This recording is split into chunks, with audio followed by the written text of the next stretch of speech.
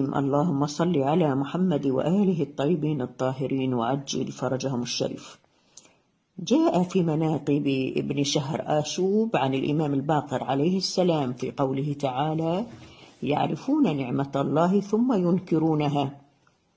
قال: عرفهم النبي صلى الله عليه وآله بولاية الإمام علي عليه السلام، وأمرهم بولايته، ثم أنكروها بعد استشهاد النبي صلى الله عليه وآله.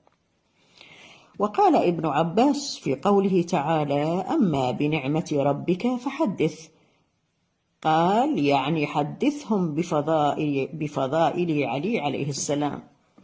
وجاء عن مجاهد عن قوله تعالى: بدلوا نعمة الله كفرا، قال: كفر بني أمية بمحمد وآله صلى الله عليه وآله.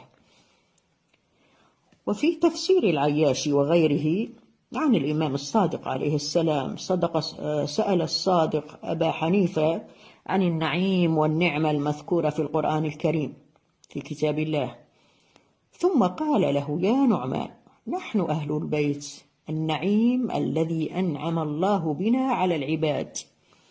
وجاء عن جابر عن الإمام الباقر عليهم السلام جميعا كما رواه الصدوق في قوله تعالى: وأسبغ عليكم نعمه ظاهرة وباطنة، قال: النعم الظاهرة النبي صلى الله عليه وآله، وما جاء به من معرفة الله وتوحيده. وأما النعمة الباطنة فهي ولايتنا أهل البيت وعقد مودتنا. وفي رواية أخرى عن الأئمة عليهم السلام أن النعمة الباطنة هي الإمام الحجة المنتظر الغائب عجل الله تعالى فرجهم الشريف. أكبر نعمة